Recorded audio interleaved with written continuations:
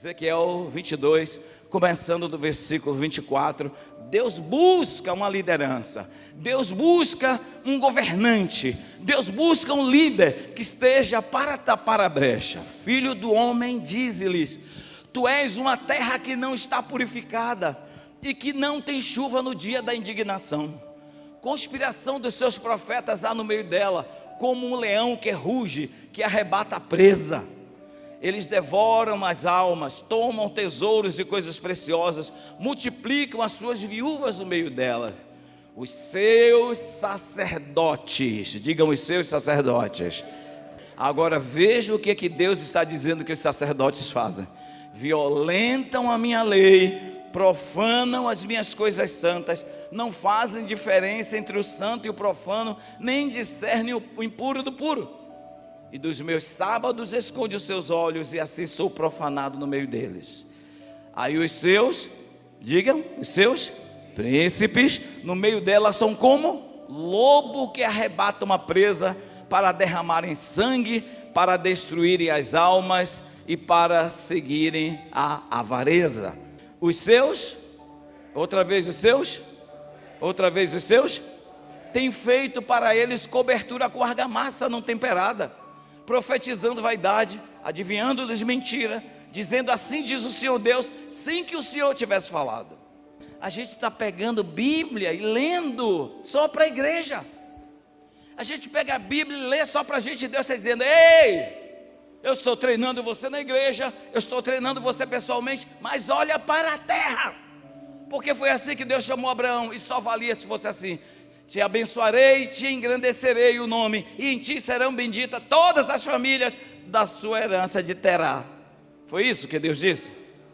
Você precisa, com a mente do governo, saber que os limites de atuação e de ação divina é toda a terra. Então imagine o quanto de bênção você é, tem a ver com a imensidão da geografia que está ao seu entorno. Mas precisa ser bênção, porque senão Deus vai ter que brecar, porque Ele não quer crescimento e expansão da maldade, nem da malignidade, nem da perversidade, nem daquilo que o Senhor diz: como pode que profetas fazem cobertura com argamassa não temperada? Isso vai derrubar, vai cair. Por que profetizam vaidade? Porque a história é essa, dessas mentiras, só para dizer que é profeta? Não, vem para mim, adquire caráter legítimo de profeta. Agora olha aqui: filho do homem, vê lá, tu és uma terra que não está purificada, conspiração dos seus profetas, depois dos seus sacerdotes. 3 tipos de liderança, segmento de liderança e de mentalidade de liderança e caráter de liderança tem aí. Primeiro são os profetas, digam profetas. Segundo são os, pergunto, profetas e sacerdotes, é liderança espiritual, religiosa ou liderança política? Espiritual, religiosa, sim ou não? Sim. Aí ele diz: os seus príncipes, ok? Um tipo de liderança. Príncipes são liderança espiritual, religiosa ou liderança política? É liderança? Liderança? Mas por que Deus, identificando que Jerusalém e Israel, que a terra está contaminada, tu és uma terra que não está purificada, Ele fala contra 2 segmentos espirituais e um só político? Por quê? Porque o espiritual dirige o político, e o político, seu espiritual, está perdido por resto da vida. Político não tem mente de profeta, não tem espírito. Ele pode ter alguma visitação profética na vida dele, como a gente vê aquelas fitas lá do Enéas, né? O Enéas era político, aí ele dizia: lá no futuro, todo mundo diz: meu Deus, ele era um profeta. Então ele teve um surto, uma instrução profética ali. E nem político é sacerdote que fica ali na igreja, no altar, o tempo todo. Não é. Ele pode ter uma movimentação, um caráter sacerdotal, quando ele entende que cuidar do povo, imagem e semelhança de Deus, é um ato divino. Mas profeta é profeta, sacerdote é sacerdote, e príncipes são príncipes. Mas saibam que se o espiritual não guiar, o político, o social político vai estar perdido o tempo todo. Por que a nossa sociedade é perdida? Porque a gente diz que o espiritual não se mistura com o social e o político, que uma coisa é o espiritual e outra é o político, não se misturam.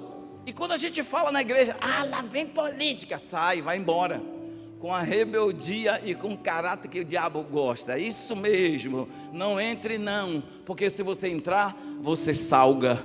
Se você entrar, você resplandece luz. Se você entrar à igreja, você salva. Se você entrar à igreja, você transforma. Se você entrar à igreja, você varre corrupção. E o diabo quer ficar à vontade sem a gente. Não vai ficar não. Nós vamos tomar a mente do governo e nós vamos, em nome de Jesus, transformar essa sociedade.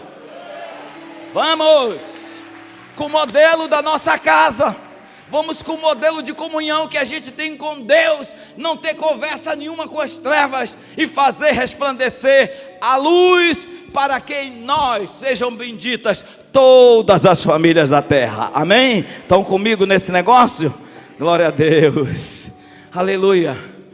Deus tem um chamado para nós, e quando nós olhamos para essa realidade, lá no texto, filho do homem, tu és uma terra que não está purificada. Eu não estou inventando nada, é o primeiro versículo lá, versículo 24.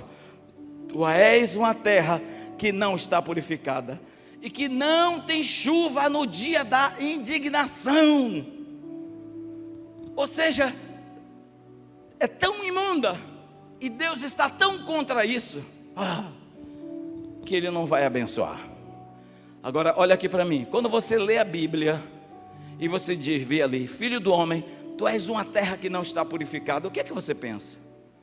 Como é que você imagina? Eu fico pensando, a gente fazendo leitura bíblica devocional, aí abri o texto, o Senhor fala comigo, caiu Ezequiel capítulo 20, aí começa a ler, filho do homem, tu és uma terra que não está purificada. Ai meu Deus, o meu coração não está bem.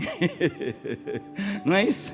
Aí, Senhor, eu quero orar agora pela igreja, por mim. Aí abre lá, filho do homem, tu és uma terra que não está purificada. A igreja tem pecado. É assim que a gente está vivendo, todo o tempo. E Deus está olhando para lá e diz, menino, esse menino fala mingau a vida toda. Abre o olho, eu estou te mostrando, tem uma terra não purificada que você está nela, seu abençoado. E eu preciso que você derrame o seu padrão santo abençoado de família nela. Eu preciso, a chuva é o que você derrama com a sua vida, seu modelo familiar. Eu quero que você derrame o seu caráter e o seu coração sacerdotal nela.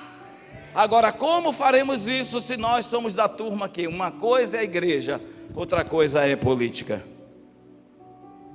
Irmãos, nós vivemos em um país que existe uma ordem, uma lei espiritual, existe uma ordem, uma lei social. E aqui, manda nisso aqui. Sim ou não? Manda ou não manda? Isso aqui manda naqui ou não manda? Está certo ou está errado? Vocês concordam com isso ou não?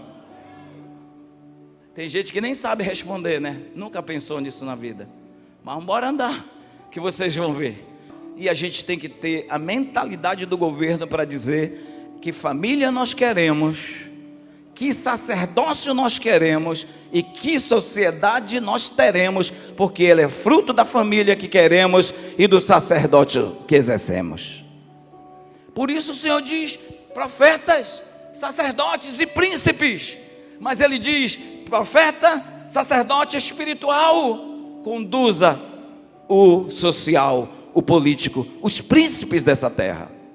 Deus tem um sonho de sociedade para nós. Diga, Deus tem um sonho de sociedade para mim.